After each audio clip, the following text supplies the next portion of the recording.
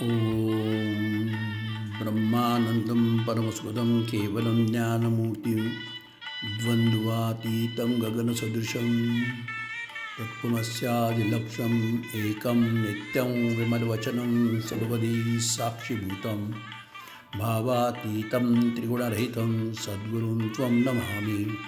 गुरुर्ब्रह्मा गुरुर्विष्णु गुरुर्देवो महेश्वरः गुरुसाक्षात् परब्रह्म तस्मै श्री गुरवे नमः। अलंकापुरी पुण्यभूमी पवित्र तिथे नांदतो ज्ञानराजा सुपात्र तयाठविता महापुण्यराशी नमस्कार माझा श्री सद्गुरु ज्ञानेश्वरांसी। बोला पुंडलिकवरदा हरिविठ्ठल श्री ज्ञानदेव तुकाराम पंढरीनाथ महाराज की जय। भगवान गोपाल कृष्ण महाराज की जय। माऊली ज्ञानेश्वर महाराज की जय। सब संतन की जय। बाल गोपाल की जय। वैदिक सनातन हिंदू धर्म की जय। भारत माता की जय।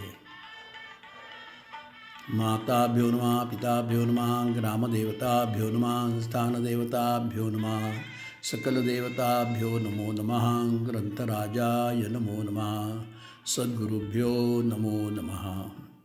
आज कार्तिक एकादशी आहे, तारीख 26/11/2020।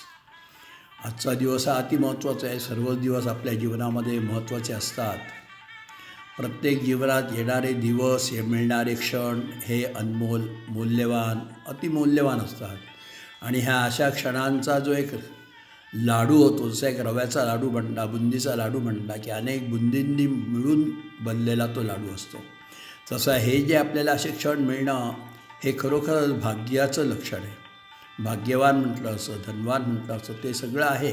पण ह्या धन, मान, आदर, सत्कार आणि सन्मान याही पलीकडे, काया वाचा मने याही पलीकडे, मन, बुद्धी, चित्त, देहांकार याच्याही पलीकडे जे आहे ते आज आपल्याला एवढे दिवस ऐकायला मिळत होतं आणि ते अजून मिळणारच आहे। आता ही जी काही सुसंगती आहे, ही सुसंगती आपल्या जीवनात उरलेल्या आयुष्य म्हणजे उर्वरित आयुष्यभर खात्रीपूर्वक त्रिवार सत्य मिळणार। त्रिवार सत्य कारण जे गाणं ऐकतो आहे ना, हे आपल्या आतमध्ये ठसलं जातं आहे।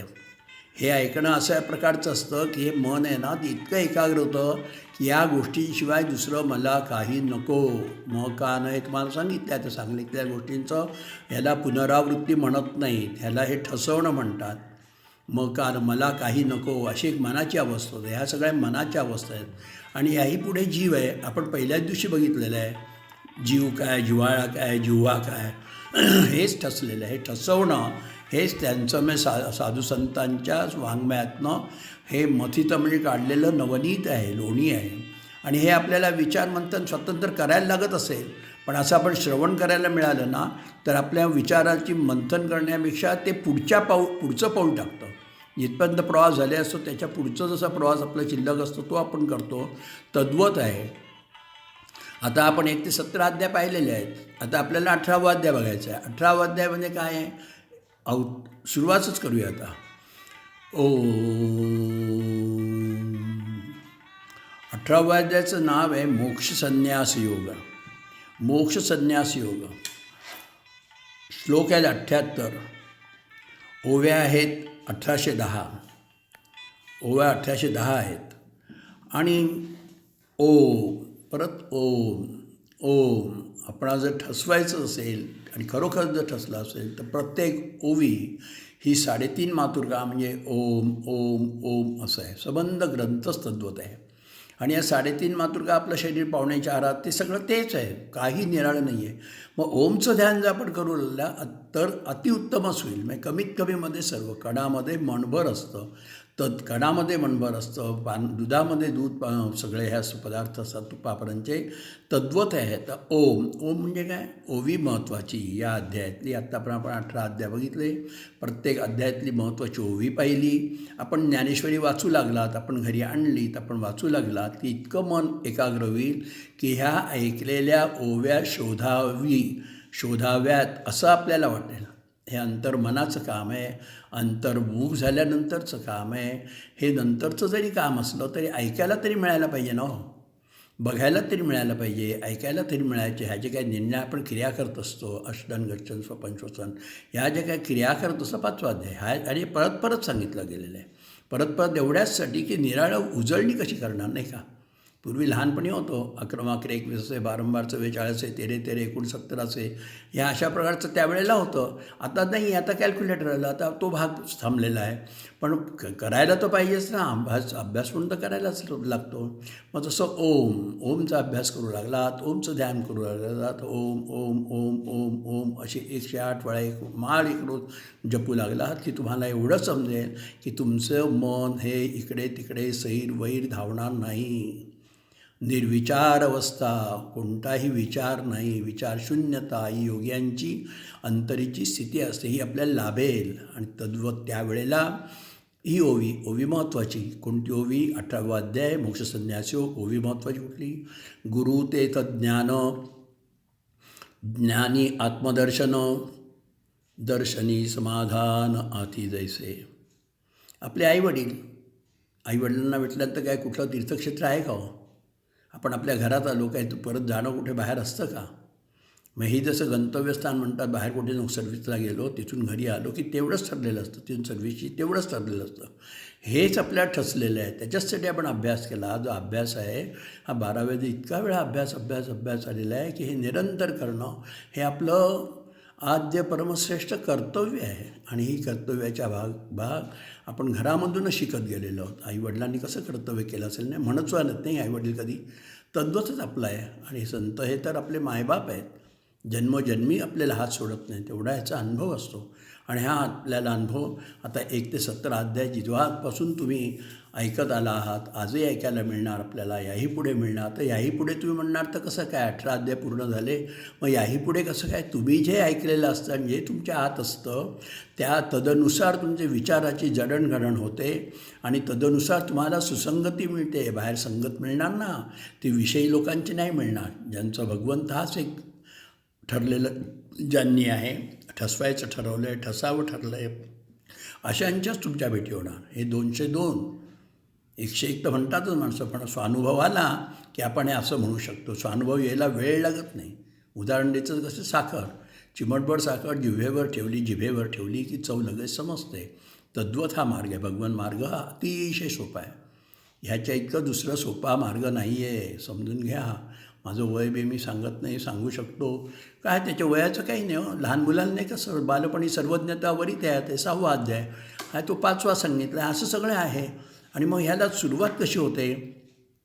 आता आपण जशी केलेली आहे तशीच सुरुवात आहे. ह्या ओव्या झाल्या आणि अध्यायाच्या प्रारंभी कोणाचं स्मरण? सद्गुरूंचं स्मरण, आईवडिलांचं स्मरण, गणेशाचं स्मरण. आज संत जे आहेत, होते, आहेत आणि असणार आहेत अशांचं स्मरण. हेच तर व्यापकता आहे. ही व्यापकता का म्हटली जाते? व्याप नसतो म्हणजे कसलाच व्याप नाही, त्याला व्यापकता म्हणतात. करतात भरपूर आणि मग ती क्षीणशिवाय असा हा भाग माहीत नाही. झाला आनंदू आहे हा. भाग गेला, क्षीण गेला, अवघा झाला आनंदू. तद्वत हा ग्रंथ आहे. तद्वत हे आत्तापर्यंतचे 117 ओव्या आहेत. आपल्याला कधी कंटाळा नाही आला. मला तर वाटायचं कधी आपल्याला सांगायला मिळेल, कसं सांगायला मिळेल, अशी ही अवस्था मनाची होते, अंतरीची अवस्था होते.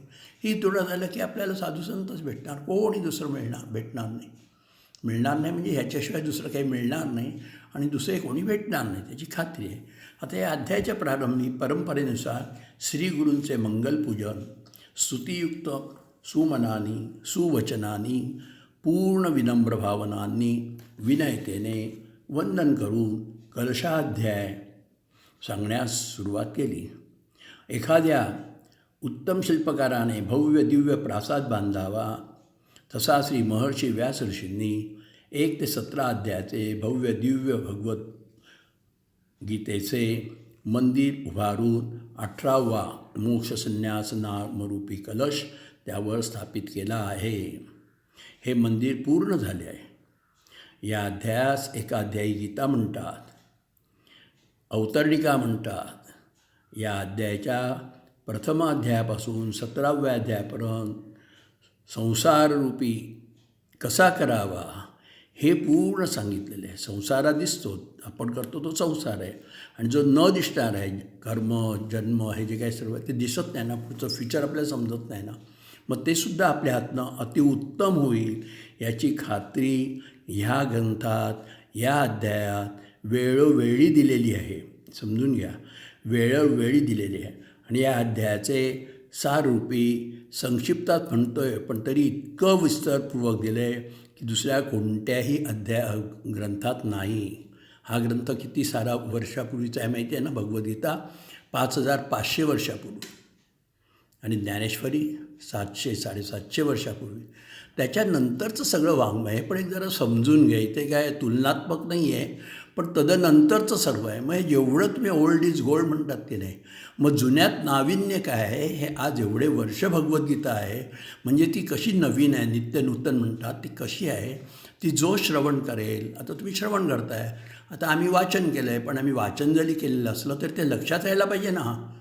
Read, repeat, remember, recollect, reproduce, लक्षात यायला पाहिजे. पण लक्षात राहणं म्हणजे स्मरणशक्ती, आकलनशक्ती, हे जे काही शक्ती आहेत हे आपल्यामध्ये आहेत, आणि त्या जागृतावस्थेत राहण्यासाठी हे सतत करावंसं वाटतं, सतत करावंसं वाटतं.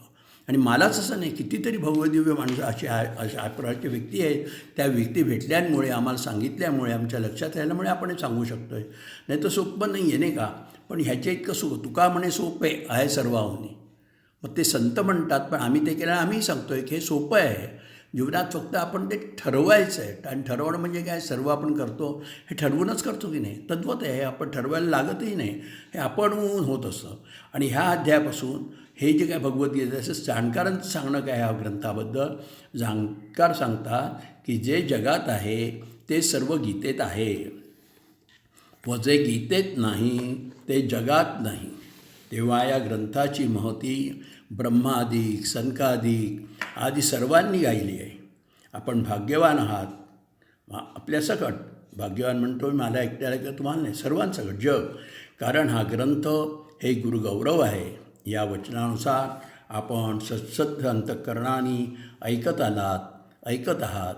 हा ग्रंथ जीवन सफळ होण्यासाठी आपण घेणे आवश्यक आहे. आपल्या घरात तो ग्रंथ आहे.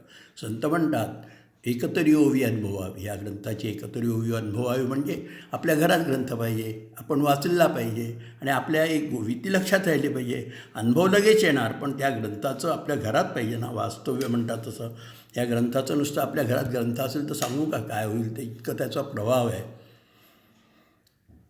ह्याचा इतका. कारण हा प्रसाद आहे, प्रत्यक्ष साक्षात दडलेला ईश्वर याच्यात आहे. आई आतला ईश्वर आहे, आत्मा हा ईश्वर आहे. पहिल्या ओवीपासून आहे, आपण बघितले पहिली ओवी आत्मरूपा.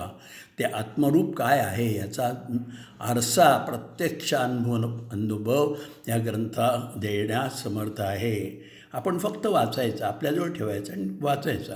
हा ग्रंथ नुसता आपल्या घरात असेल तर काय होईल सांगू का.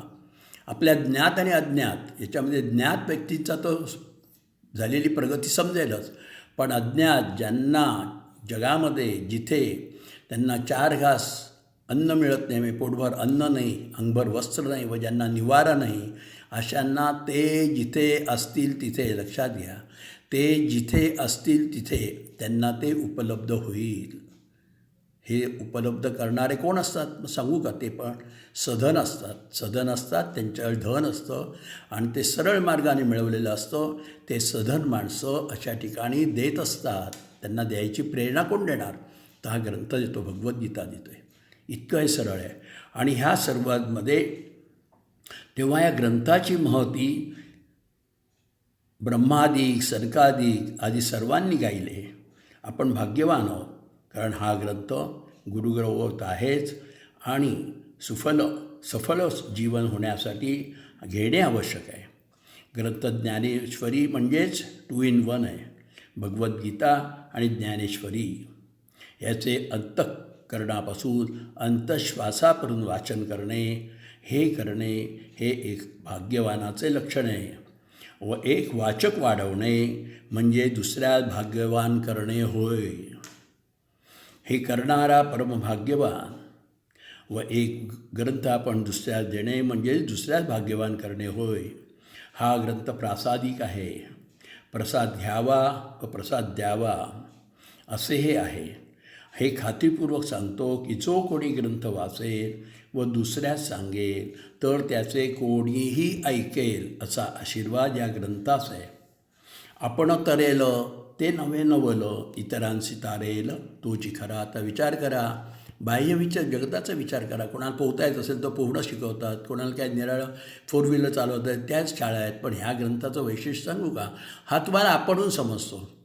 कारण आपल्याजवळ आकलन शक्ती आहे ना, त्या शक्तीला आव्हान नाही आहे, आवाहन आहे. ती असलेली जागृत होते आणि तिच्यामुळे हा ग्रंथ सहज समजतो आणि मग आपुलकी वाढते. हा घ्यावा आणि द्यावा, दुसऱ्यात द्यावा असा आहे. ग्रंथाचं सांगितलं तर कोणी ऐकेल अशा ग्रंथाला आशीर्वाद आहे. त्याने काय होतं, आपली आपुलकी वाढते. म्हणून विनवणी करत आहे. विनवणी करून सांगतो की भाग्यवत्ता घरी ग्रंथ ज्ञानेश्वरी, आत्यंतिक शाश्वत निरामय आनंद व सुखप्राप्ती व तरुण राहणे हे ज्ञानाशिवाय शक्य नाही. आपल्यास जे मिळालेलं असतं ना, रागवू नका माझ्यावर, खरं सांगतो, हे सत्यमब्रूही म्हणतात, खरं बोल. आपल्याला लाभलेलं ते काय माहिती आहे का, आपल्याला विज्ञान मिळालेलं आहे. विज्ञानाचा उपयोग बरोबर केला तर सफल जीवन होईल. पण दुसऱ्याला शिकवायलाच पाहिजे ना, म्हणजे परत ते आलंच की नाही. मग आपल्यासारखी एक व्यक्ती तयार करणं, मग ही आतली जडणघडण हा ग्रंथ वाचनातनी आपणहून करत असतो. हा तिथे खरा अर्थ आहे. मग हे सर्व अर्जुनाला तर सांगितलं आणि हे उलगडायला लागतं आपल्याला की हे शाश्वत आहे, आनंद आहे, सुखप्राप्ती होते, तरुण राहणे हे ज्ञानाशिवाय शक्य नाही आहे. हे आपणास ऐकून उलगडले और उलगडले असेलही. मागील 17व्या अध्यायाच्या शेवटी भगवंताने अर्जुनाला अर्थात आपणा सर्वांना ओम तत्सत नामाचा विनियोग कसा व किती महत्त्वाचा आहे हे समजावून सांगितले. केलेले कर्म निरहंकार वृत्तीने ईश्वरार्पण करणे अति महत्त्वाचे आहे व न केल्यास कर्माच्या त्रुटी, कमतरता जन्ममृत्यूबंधनास कारणीभूत ठरतात हे ठसवले आहे, पुन्हा पुन्हा सांगितलेले आहे. अर्जुनासमोर प्रश्न होता की कर्मसन्यास व कर्मत्याग यातील महत्त्वाचे काय, यातील फरक काय, आम्हास ग्राह्य व त्याज्य काय हे नक्की सविस्तर सांगावे ही विनंती अर्जुनाने देवांना केली, भगवंतास केली, भगवान गोपाळकृष्णास केली.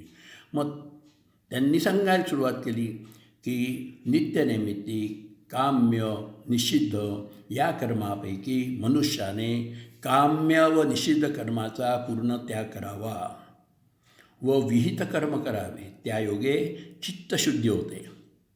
देहशुद्धी साबणाने होते, तुम्हाला माहिती आहे सर्व. मनशुद्धी ह्या करण्याने होते आणि ह्याच्याही पुढे चित्तशुद्धी होते.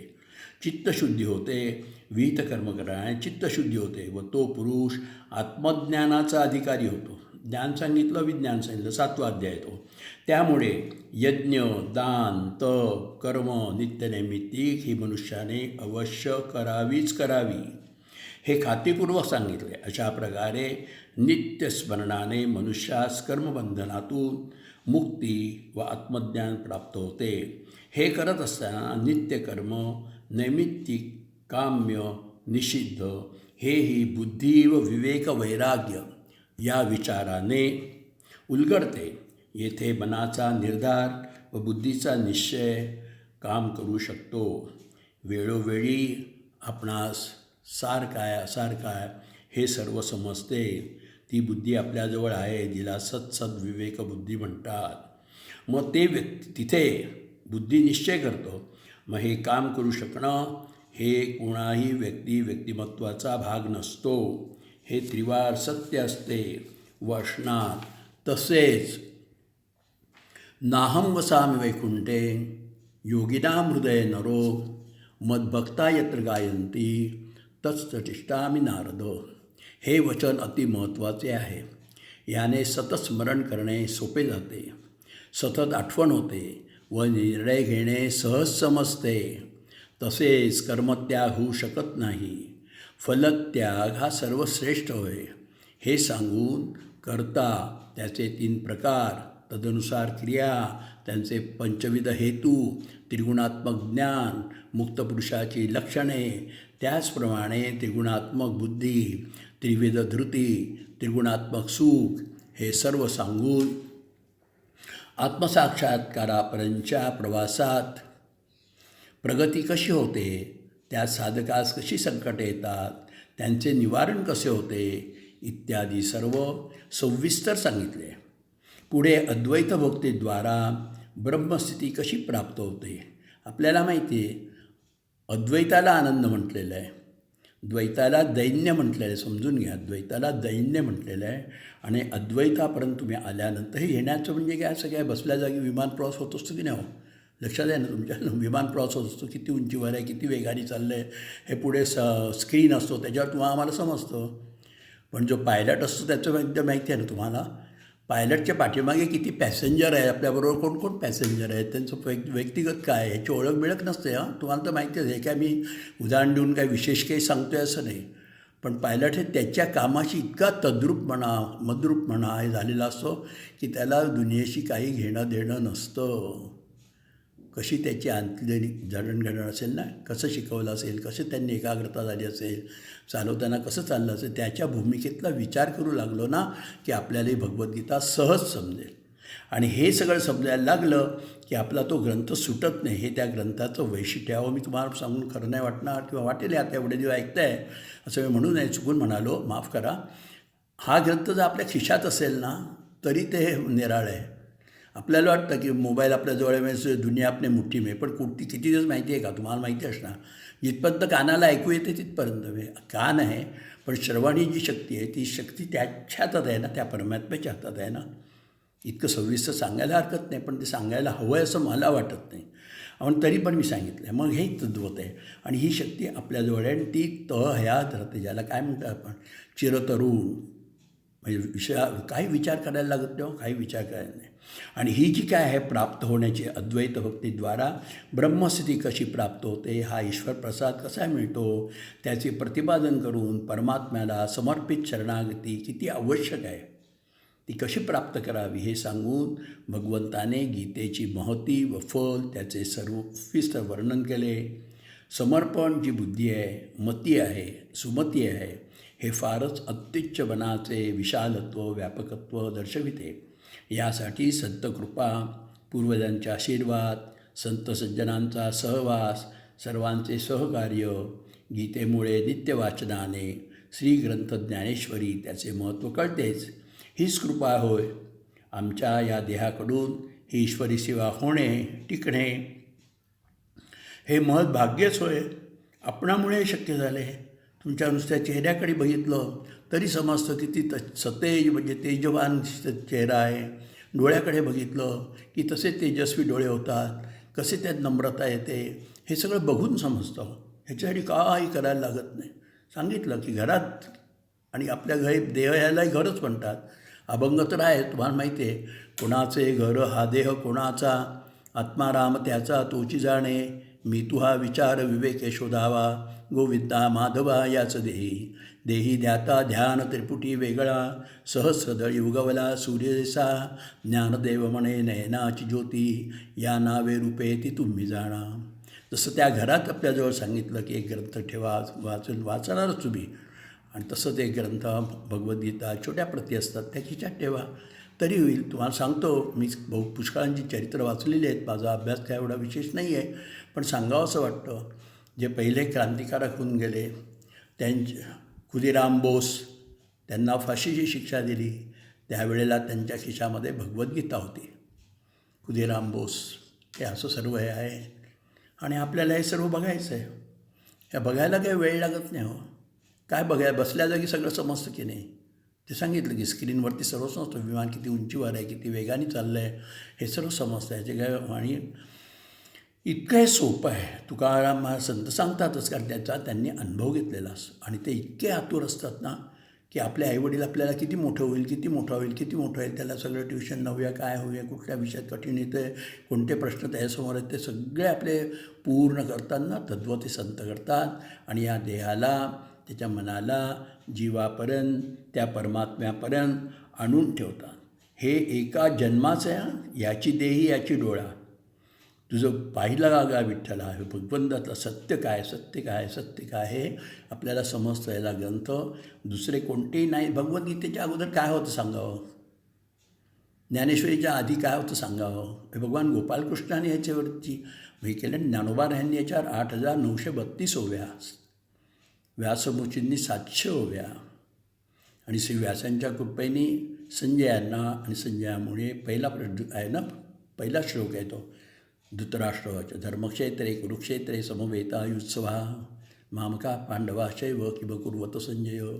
मग व्यासांच्या कृपेने संजयांना समजलं, आणि संजय हे धृतराष्ट्राला सांगतायत. आता हा इतका प्रवास केलेला आपण 1 ते 17 अध्यायापर्यंत पाहिला.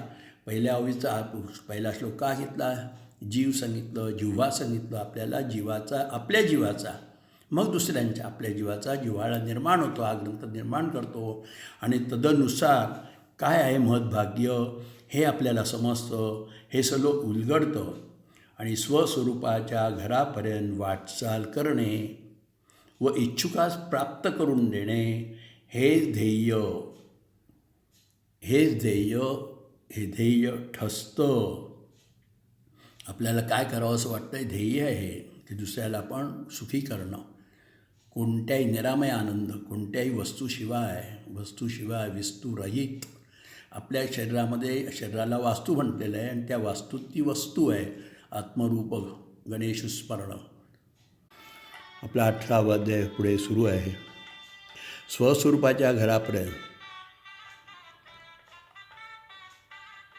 वाटचाल करणे व इच्छुकास प्राप्त करून देणे हेच ध्येय पुन्हा पुन्हा सांगून ठसवले आहे. त्याग म्हणजे कर्म, त्याचे फल या प्रत्येकाचे सविस्तर सांगून, तसेच करता त्याचे 3 प्रकार, क्रिया त्यांचे 5विध हेतू, त्रिगुणात्मक ज्ञान, मुक्त पुरुषाची लक्षणे, हे सर्व अंतरीच्या प्रगतीवर असते. संत वाङ्मयाने अंतरी अवस्था बदलत असतात, व देव माझा मी देवाचा, सत्य हीच माझी वाचा, हेच जीवन ठरते. त्रिगुणात्मक बुद्धी, त्रिविध धृती, त्रिगुणात्मक सुख, गुणानुसार तत्प्राप्तीचा प्रकार, या सर्वाचा आत्मसाक्षात्कारापर्यंत वाटचाल मार्गक्रमणा कशी होते, त्यात साधकास कशी संकटे येतात, त्याचे निराकरण कसे होते, इत्यादी अतिविस्तृत प्रमाणात सांगितले आहे. त्याचप्रमाणे पुढे अद्वैत भक्तीद्वारा ब्रह्मस्थिती कशी प्राप्त होते, ईश्वर प्रसाद कसा मिळतो, त्याचे प्रतिपादन करून परमात्म्याला समर्पित शरणागती कशी आवश्यक आहे, किती आवश्यक आहे, हे सर्व कसे साधावे, व हे साधताना सर्वांचे आपले आप्त, इष्ट, नातलग यांचे लक्ष वेधले जाते. त्यांच्यात आपलेपण, संत वाङ्मयाबद्दल आस्था निर्माण होते, व श्रीग्रंथ ज्ञानेश्वरीचे वाचक वाढतात. हे ध्येयही साध्य होते. गीतेची महत्त्व व महात्म्य, त्याचे फल याचे सविस्तर वर्णन केले आहे. वाचकांचा भाव दृढ होतो. श्रद्धा, निष्ठा, विश्वास वाढून निर्गुण निराकार परमात्मा, जीवात्मा हे ऐक्य साधत जीवन प्रवाह संथ रीतीने मार्गक्रमणा करत राहतो. संथ वाहते कृष्णामाई, तीरावरच्या सुखदुःखाची जाणीव तिजला नाही, असे आनंदमय जीवन व्यतीत होत असते. आनंदाचे जीवन, आनंदाचे डोई आनंद तरंग हे आजूबाजूच्या रहिवाशांना समजू लागते. तेही म्हणत असतात, आपण आदर्श जीवन जगत आहात, जगावे कसे हे आपणाकडून शिकावे, असे वाचकास इतरांच्याकडून ऐकायला मिळते, स्वतःसही समजते. याचे श्रेय ओम तत्सत याने परमात्म्याला समर्पण करून श्रेय भगवंतास देणे हाच खरा जीवनमार्ग आहे. कर्म तर करायचे, त्याचे कर्तेपण व कर्मफल त्यासच देणे हे अत्युच्च जीवनमूल्य आहे. याने हे एक सत्य ठसते, तूच करता करिविता. याने आपण जीवनमुक्त अवस्था अनुभवत राहतो. भगवंताच्या परमधामास जाणे न जाता अनुभूतीमय जिवंत राहतो. उरलेले आयुष्यही तसंच व्यतीत होत असते. असोनी नसावे व नसोनी राहावे हीच अनुभूती, जीवनमुक्तता, हा साक्षात्कार, हे सर्वव्याप्त सर्वांतर्यामी परमब्रह्म व हे स्वस्वरूपाचे घर व ही अनुभूती गुरुसाक्षात परब्रह्माने त्रिवार समजते, त्रिवार जाणवते. ही जाणीव ह्याही जाणीवेचा लय होतो. हे सर्व सांगून झाल्यावर भगवंताने अर्जुनाला असे विचारले की, हे सर्व श्रवण करून तुझ्यात अज्ञानाने निर्माण झालेला मोह नष्ट झाला का? असे विचारल्यानंतर अर्जुनाने सांगितले, नष्टो मोह स्मृतिर्लब्ध्वा त्वत्प्रसादान् मयाच्युत स्थितोऽस्मि गतसंदेह करिष्ये वचनं तव. यापुढील भागात सर्वांतर्यामी व्यापक ईश्वर सूत्रधार असून या नाटकातील पात्रेही तोच आहे. सर्व लीला व प्रकृती नियामक तोच आहे. तेव्हा हे सर्व जाणून तू मला अनन्य भावाने शरण ये. हे आवर्जून सांगितले वे उदाहरणानेही सांगितले. उदाहरणे इतकीच नेहमीच्या व्यवहारातली दिली की साधकाला सहज समजून येतील. ज्याप्रमाणे घट फुटल्यावर घटाकाश जसे महाकाशात प्रवेश करते, सामावले जाते, व्यापक मूळ घरात सामावते, तसेच अलंकाररूपी सोने जसे सोन्यात शरण गेलेले असते, समरूप झालेले असते. नद्या जशा मुळाचे ठिकाणी सागरात शरण येतात, स्वतःचे नाव रूप सर्व विसरून जातात, एकरूप होतात. हे सर्व सांगणे ऐकून पुन्हा एक वार अर्जुनाने भगवंतास सांगितले की, माझा मोह पूर्ण नाहीसा झाला व उर्वरित आयुष्य तुझ्या वचनानुसार व्यतीत करणार. भगवंतालाही ऐकून आनंदच झाला, कारण हेच अपेक्षित होते. असा कबुली जबाब त्याने दिला. मनुष्यजन्म हा कळत नकळत कबुली जबाबच आहे. आपला उत्कर्ष होतो. जो आपला उत्कर्ष होतो तो कोणामुळे होतो? तो दिसायला आपल्यामुळे असतो, पण आतमध्ये कोण असतो? तोच वावरत असतो ना. कर्म तर आपण करत असतो, पण कर्म करून घेणं, कशा प्रकारे करणं, ती जी काय बुद्धी, समर्पित बुद्धी आहे, ती जी काही इंद्रिय आहे, त्यावेळी जे होतं म्हणजे अनुकूल परिस्थिती होते, प्रतिकूलचे अनुकूल होते, सद्गुरूंच्या कृपेने ह्या सांगण्यासाठी सानुकूल होते. आणि हे समजून हे आपल्या अंतरी समजतं, ह्याची जाणीव होते आणि हेच अपेक्षित होते. आणि असा कबुली जबाब दिल्यानंतर विनम्र भावाने श्रद्धायुक्त अंतःकरणात सांगितले की, हे सर्व ऐकून आपली मनस्थितीसुद्धा उत्तम राहून आमिषे प्रलोभने यापासून दूर सहज राहू शकतो याची खात्री झाली. याची खात्री बाळगा. आपण श्रोते आहोत. श्रोता वक्ता नमो नमः. तर श्रोत्याला वक्त्यांना हे कशामुळे होतं? समोरचे ऐकणारे तसे भाविक आहात तुम्ही. तुमच्या नजरेत, तुमच्या बसण्यात, तुमच्या उठण्यात, तुमच्या चेहऱ्यावरचे हे जे काही भाव दिसत असतात ना, त्यांनी आमच्यासारख्या सांगण्याला प्रेषित होतो. आमचंही मन सदोदित प्रसन्न राहतं. हा लाभ कसा होईल? लाभ म्हणजे सांगण्याचं तर आहे, पण ऐकणारे पाहिजेत ना. श्रोत्याशिवाय वक्ता काय कामाचं आहे? तर श्रोते असे असावे की दार छेडिता बोलो मंगे, अशा प्रकारचे समोरचे असले की सांगायला अतिशय प्रसन्न होते. ही प्रसन्नता कशामुळे होते? तर श्रोत्यांमुळे होते. हे हजारो जणांना हजारो ठिकाणी समजत असतं आणि त्याच्यासाठी करायला काही लागत नाही. कोणाची स्तुती करणं हा काही भाग नसतो, कारण ते अपेक्षित नसतं. समोर जे ऐकणारे असतात ना, ते सुद्धा निस्पृह असतात, निरीच्छा असतात. त्यांनाही हे करावेसं वाटत असतं आणि ह्यापासून आपण सहज राहू शकतो. अर्जुनाचे सहोद्गार ऐकून महर्षी व्यासांच्या कृपेने पाहत व ऐकत असलेल्या संजयालाही हर्ष झाला. व अष्टसात्विक भाव ओसंडून दिसू लागले. परंतु हे सर्व कथामृत राजा धृतराष्ट्राला ऐकून त्याच्यावर कोणताच परिणाम झाला नाही, कारण त्याचे लक्ष युद्ध व त्याचे परिणामाकडे लागून होते. ह्याच्या ठिकाणी काय करायला लागतं, हे बहिर्मुखताही नकळत बहिर्मुक्त असते. कारण हे यश मिळणं आणि हे न मिळणं हे माझे आहे, माझ्या मुलांचं आहे, असं ते असतं. छोट्या छोट्या गोष्टी राजाच्या ठिकाणी त्या मोठ्या होत्या, पण आपल्याही असतं, पण ते यश मिळतच असतं. हे खात्रीच बाळगा तुम्ही. हा ज्या ग्रंथ वाचक म्हणजे म्हणण्याच्या श्रोत्यांची खात्री द्यायला आहे. आम्ही एक वाचक आहोत, आम्हाला काही कोणा वचक बसवायचा नसतो. ती प्रेमभावना इतकी उत्कटतेने वाढलेली असते की येईल त्याला सांगा, येईल त्याला सांगितलं सांग असं सांगितलेलं आहे. आपणा सर्वांना कोणी सांगावे असं म्हणेल, आमच्यासाठी सांगावे नाही, आमच्यासाठी सांग. म्हणजे हे सांगणं हे कामच आहे, एक निराळ्या प्रकारचं आहे. बरं याच्याशी काय देवाणघेवाण नाही, इथे वेळेचाच भाग आहे. वेळ भरपूर होतो. संत काय करतात सांगू का, संत आपल्याला उसंत देतात. आपल्याला ज्या आपल्या जबाबदाऱ्या वाटत असतात त्या जबाबदाऱ्या पूर्ण पार पडतात, त्यात यशस्वी होतो माणूस आणि ह्याच्यासाठी वेळ मिळतो.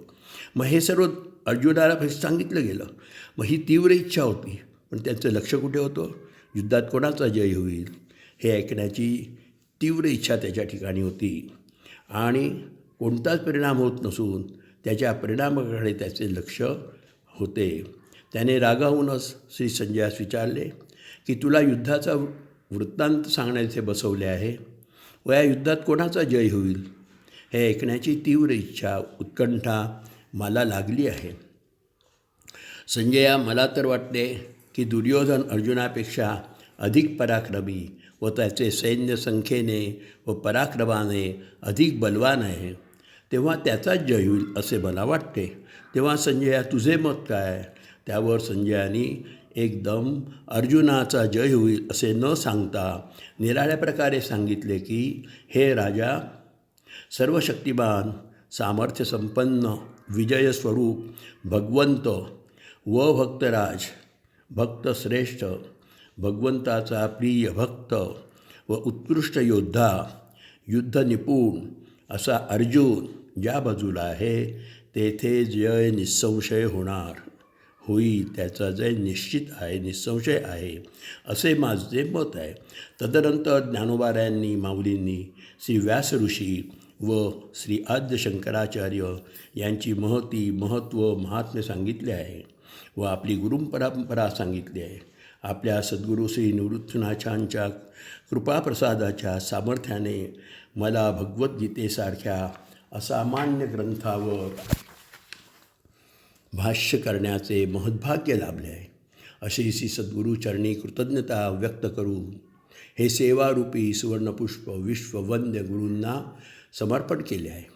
अखिल विश्वातील प्राणिमात्राच्या कल्याणासाठी ही श्री विश्व प्रार्थना पसायदान देऊन आपल्या श्री गुरूंसमोर मागणी केली आहे. या जगातील प्राणिमात्रांच्या सुखप्रित्यर्थ त्यांनी दिलेला हुकार ऐकून ज्ञानोबाय माऊली आनंदाने भारावून जाऊन शेवटी समारोपात माऊलींनी श्रीग्रंथ ज्ञानेश्वरी वाचिकास आशीर्वादात्मक वरदान देऊन श्रीग्रंथ ज्ञानेश्वरी सांगण्याचे ईशकार्य ज्या गोदावरी तटी निवासे या पवित्र पावन क्षेत्री केले आहे. इथे विशेष म्हणजे काय, हे जे वाचकांस आशीर्वादात्मक वरदान देऊन म्हणजे काय, वाचकाला कोणती सांगू का, वाचकाला कोणतीही विवंचना नसते. माणसाला जर विवंचना असेल, कितीतरी विवंचना असतात, मला तर काही सांगता येत नाही, पण व्यवहारिक आहेत, त्या व्यवहारिक बाजूला होतात आणि हे सर्व अव्यवहार्य आहे. अडचणी या लौकिक असतात. शरीर स्वास्थ्य, मानसिक स्वास्थ्य म्हणजेच वैचारिक स्वास्थ्य, हे सर्व इतकं मुबलक देतात की आपल्याला कोणत्याच प्रकारचं दवा म्हणजे औषध पाणी काही लागत नाही. निव्वळ आपण हवेवरती जगतो आहे असं वाटतं. तुम्हाला सांगू नये, खरे वाटेल, कारण तुम्ही एवढे दिवस ऐकताय सर्व. निव्वळ आपण हवेवर म्हणजे राहतो आहे, जीवन जगतो आहे असं वाटेल. आपल्याला आहार असतं तसा सर्व सात्विक मिळतं. हे या ग्रंथाचं वैशिष्ट्य आहे, समजून घ्या. पहिल्यांदा सांगितलंच आहे की जिव्हा म्हणजे जिव्हेचे चोचले असं नसतं.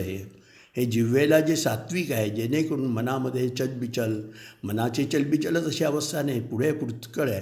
चित्तामध्ये चित्त विचलित होत नाही. सांगू का, चित्त विचलित होत नाही. मनाची एकाग्रता सर्वांना माहिती आहे, पण मग पुढे चित्ताची एकाग्रता होते. चित्ताची एकाग्रता आली की चैतन्य स्वरूप आपण आहोत हे पूर्ण जाणीव होते. याची कोणी कुठल्याच प्रकारची मनामध्ये काही आणू नका, कारण ज्ञानेश्वरीचंच सांगितलेलं आहे, वाचावी ज्ञानेश्वरी, डोळा पहावी पंढरी. आपण तो अभंगही एका जनार्दनी दृढधरी मनी ज्ञानेश्वरी, एका जनार्दनी संशय सांडोनी दृढधरी मनी ज्ञानेश्वरी. हे नुसतं म्हटलं तरीसुद्धा ह्याच्यातून ज्ञान होतं. इतका या ग्रंथाचा अर्थपूर्ण आहे. हे आशीर्वाद दिलेले आहेत. कोणाला दिले? वाचकास, सर्वांसाठी आहेत. सर्वांना तर माहिती आहे, तुम्हाला सर्वांना जो जे वांछील तो तेलं. पण त्याच्यापूर्वी पुष्कळ तुम्हाला जमलं पाहिजे ना. नुसत्या इच्छा असून चालतं का हो? प्रयत्न पाहिजेत की नाही? प्रयत्न नको का? आणि त्या प्रयत्नाला यश नको का? विचार करा. आपण सामान्य माणसं आहोत. आपल्यासमोर असं काही नाही आहे की आपण कोणाच्या ओळखीचं इथं काही चालत नाही, कारण हा प्रांतच निराळा आहे. म्हणजे ह्या भागामध्ये ओळख लागतच नाही. हे प्रत्येक ज्ञानेश्वरीची ओळ नोळ, शब्द अक्षर आहे आणि ओळ नोळ खरी आहे, असं हे सर्व दिलेलं आहे. मग हे जेव्हा दिल्यानंतर अशा प्रकारे हे सर्व सांगितलं त्यांनी.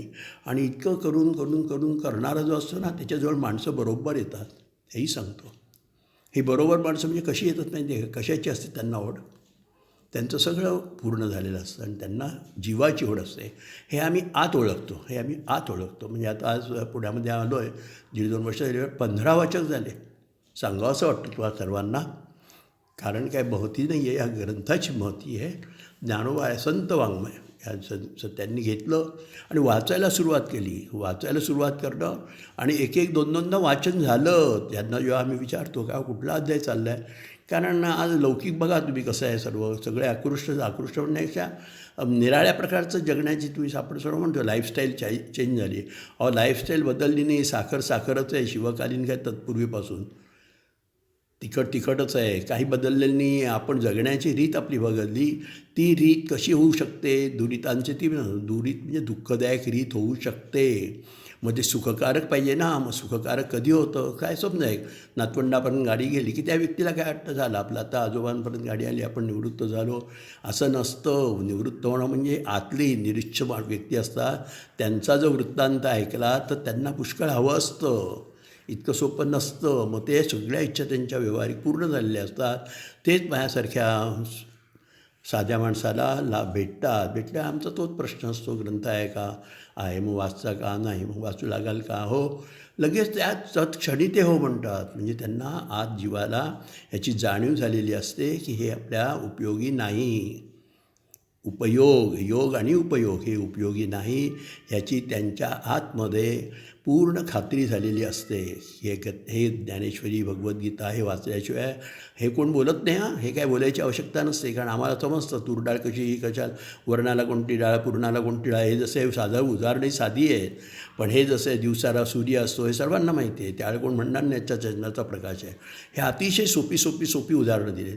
ही कोणाला ओळखता येतं की आमच्यासारख्या आम्ही वाचक असल्यामुळे ती व्यक्ती आम्ही ओळखतो. लगेच ते म्हणतात वाचणार ना. म्हटलं सोपं आहे, 300 वेळा वाचल्या तुम्ही तर तुम्हाला पाऊण तास लागेल, कारण एवढे जेव्हा आपण निम्या प्रकारचं वाचन करत असतो तर व्यवहारिक सांगतो आहे. पण हे व्यवहारिक असलं तर हे अव्यवहारी आहे, कारण इथे जीवाचा पाहिजे ओढ. माझ्या जीवीची आवडी पंढरपुरा नेन गुढी, हे जे काय सांगितलेलं आहे, अत्युच्चता माणसाला वाटत असते ती निराळी असते, पण ती असली तरी ती निराळी आहे आणि आपल्याला हे जाणलं पाहिजे. असं एकदा वाचन झालं परत भेटतातच रस्त्यात. ते म्हटले, विचारलं काय ग्रंथ आहे हो? अहो म्हटलं हा गुरूंचा गौरव आहे. तुम्ही म्हणे कमाल केली. पण मी कमाल नाही म्हटलं की नाही, माझ्याकडे कुठलेही काही देऊ नका, कारण त्या श्रेय घेण्यासाठी मी करत नाही ना. कारण हा मार्ग 2 आहेत ना, एक श्रेयस आणि प्रेयस. प्रेयस म्हणजे जे तत्काळ जे तुम्हाला मिळतं ते, आणि श्रेयस म्हणजे प्रॉव्हिडंट फंडाची रक्कम. व्यवहारात सांगतो, प्रॉव्हिडंट फंडाची रक्कम, ग्रॅज्युटी ही जी कधी मिळते, कितीतरी कालानंतर मिळते ना. 60 वर्ष सर्व्हिस केल्यानंतर मिळतं ना हे सगळं. आणि ते सुद्धा सांगू का तुम्हाला, रागवू नका माझ्यावर, पण जर त्या संस्थेत काम करत असाल तरच तिथे मिळते. हेही आहे सर्व. आजच्या ह्याच्यात तर निराळ आहे सर्व. हे पॅकेज असतं तो सोडून द्या, पण त्या व्यक्तींना जाणीव असते की आपल्याला हे दिलेलं आहे ते पुरवायचे ते सगळं समजत असतं. मग तशी माणसंसुद्धा हे ज्ञानेश्वरी ग्रंथ वाचायला तयार होतात. मला काय कुतूहल वाटतं. कोणाचं आहे कुतूहल? त्या समोरच्या व्यक्तीचं नाव गाव आडनाव मी विचारतोच नाही, कारण जीवाला नाव नाहीच आहे, देहाला नाव आहे, गाव आहे, आडनाव आहे, ते सगळे नातवंड पण गाणी गेलेली असते त्यांची. म्हणजे गाडी ओढण्यापेक्षा त्यांच्या जीवनाची ती जी काय माइलस्टोन पहिल्यांदा सांगितलं ती त्यांनी गाठलेली असतात.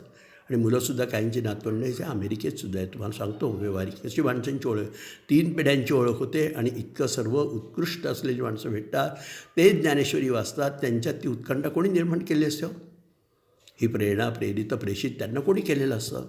ज्ञानोबारायांनी, संतांनी केलेलं असतं. आईवडील हेच त्यांचे गुरु असतात.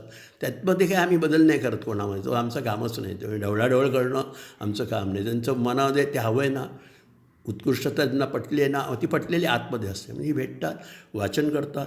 आणि हा जो काय आशीर्वादात्मक दिलेला आहे वाचकांना, हा आशीर्वाद दिला आहे. आम्ही साधी माणसं आहोत, पण वाचक वाढले की आम्हाला आमचा आनंद गगनात मावत नाही. ग ग न म्हणजे सांगू का, एक पहिला ग आहे ना तो व्यावहारिक आहे. दुसरा ग सांगू का, ह्या मार्गातल्या माणसांना तो समजत नसतो. ग हा जीवाच्या ठिकाणी असतो. मन बिन नाही, मन बुद्धी हे ते सगळं सोडून द्या वाटलं क्षणभर. ग आतमध्ये असतो. मग आमच्याजवळ ग आहे ना, समजा कोणता ग सांगू का, गगनातला ग, गडबडीतला ग, गजाननातला ग, गणेशातला ग. मग तो ग नसतो. मग तो ग नसतो हे सांगायलाच आवश्यकता नाही, कारण तिथे देहबुद्धीचं काम नाही आहे, आत्मबुद्धीचं काम आहे. हे सगळं मनबुद्धीचं ऐक्य होतं. मनबुद्धीचं ऐक्याआधी हा योग होतो आणि मग लोकांना ते हवंच असतं. एकदा वाचला ग्रंथ, काय सांगू तुम्हाला, एकेकांचं तो ग्रंथ सुटत नाही. हे वैशिष्ट्य आहे. कारण का माहिती आहे का, ज्ञानोबाराय आपल्याला ब्रह्मानंदम परमसुखदम, परमसुख कुठलं? ब्रह्मानंद. त्या सुखाचा आपल्याला म्हणजे मार्गक्रमण करून तो लाभ झाला आहे आतमध्ये जीवाला समजतं. जीवाला समजतं. एवढं सर्व त्यांच्या चेहऱ्यावर पणा भेटल्यावरती आमच्यासारख्याला दृष्टी आहे ना दिलेली. आम्ही तुम्हाला सांगितलं एकदा की दृष्टी आपली बद्दलचा डोळे असतात ते असतात, पण विश्वाकडे बघण्याचा जो काही आपला दृष्टिकोन आहे, म्हणजे जगाकडे म्हणूया, तो आपला बदललेला असतो. त्यावेळी त्यांना ते समजतं. आले भेटले असं लगेच त्यांना ते वाटत असतं. हे व्यावहारिक सांगतो आहे, पण हे सर्व महत्त्व महात्म्य हे माऊलींनी आपल्यासाठी केलं आहे. फक्त मनुष्यजन्म. म्हणून या जन्मामध्ये हे एकदा तरी वाचावी. कोणी वाचावी? ज्ञानेश्वरी सांगितलेलं आहे. ज्याला वाचता येतं त्यांनी ज्ञानेश्वरी वाचावी. मग जीवाची उत्कंठा लागले, मन प्रसन्न झाले, ते सगळं होऊच शकतं, होतच लगेच. म्हणजे त्याला काही वेळ नाही लागत. मग हे असं समारोप करून माऊलींनी वाचकास आशीर्वादात्मक वरदान देऊन तीर्थक्षेत्र कुठलं? नेवासे इथलं त्यांनी त्याचं गौरवात्मक महती सांगून श्रीग्रंथ ज्ञानेश्वरी, ज्ञानदीपिका, भावार्थदीपिका पूर्ण केले. ही तिन्ही नावं आहेत ज्ञानेश्वरीची. आपण इथे नमूद करायला पाहिजे की ती काय आहेत ह्याच्याबद्दल. ह्यासुद्धा ओव्या अशाच आहेत की जसे हरिपाठामध्ये सांगितलेलं आहे, आत्मा हा निधान तद्वत हे. आणि कुठल्या ओव्या आहेत ह्याही तशाच आहेत. परी तेची जे परब्रह्म सर्वात्मक सर्वोत्तम, मोक्षाचे ही काम सरे जेथ. म्हणजे न लगे मुक्ती धनसंपदा, ही मनाची अंतरीची अवस्था होते. मग आम्हाला मोक्षही नको. तुकाराम महाराजही म्हणतात, तुका म्हणे गर्भवासी सुखे घाली गा मासी. हे अशा प्रकारचं सर्वोत्तम जे आहे ते आपल्या जवळ आहे हे समजतं. आणखीन काय होतं? किंबहुना आत्मज्ञान जेणे हाताये निधान, ते वैराग्य दिव्यांजन जीवेले तो. जीवाचं सांगितलं पहिल्या वेळी, ते पहिल्या ह्याच्याच आपण विचार केला आहे. जीव आणि जिव्हा, तर जीवेच्या पुढे जातं पण सांगितलं, आहाराच्या पुढे जातो म्हणून. मग फक्त जीवाचा भाग राहतो. उद्धारासाठी जीव आवश्यक आहे. मन बुद्धी चित्त देहबुद्धी ती सगळी नाहीसे होते. हे समजून घ्या. हे सगळं उदाहरण म्हणून देऊन सांगू का? व्यवहारातलं साधं सोपं किंवा मोठं म्हणा. प्रेसिडेंट झालेली व्यक्ती, सर्वांना त्यांना प्रेसिडेंट म्हणजे त्यांना समजतं की नाही सामान्य व्यक्तीचं जीवन काय आहे ते, कारण ते तिथूनच वर गेलेले असतात. असं सगळे होत असतं. आणि प्रेसिडेंट कोण आहे तेही सांगतो. हे संत आहेत ना, हे ते आद्य परमश्रेष्ठ ह्या मार्गातले महत्त्व त्यांची जाणून हे आपण करतो आहे, म्हणून आपल्याला यश आहे. ज्याला पासवर्ड म्हणतात ना, तर इथे जो आपण मंत्र असतात, विविध मंत्र आहेत. पहिल्या वेळेमध्ये मी सांगितलेलं आहे, श्रीराम जय राम जय जय राम असे निरनिराळे मंत्र आहेत. हे समजा तुम्ही पासवर्ड, हे पासवर्ड तुम्ही समजलात की मग तुमचं तेच करावंसं वाटेल. कारण नामाला इतकं महत्त्व आहे की ते मनाला पुढे घेऊन जातं, म्हणजे चित्ताच्याही पुढे घेऊन जातं आणि दिसायला गरुडझेप दिसेल, पण हे सर्व होतं, स्वाधीन होईल. किंबहुना आत्मज्ञान जे हाताये निदान, ते वैराग्यन जिव्यांजन जीवे लेतू, हे जीवाला सहज प्राप्त. तसंच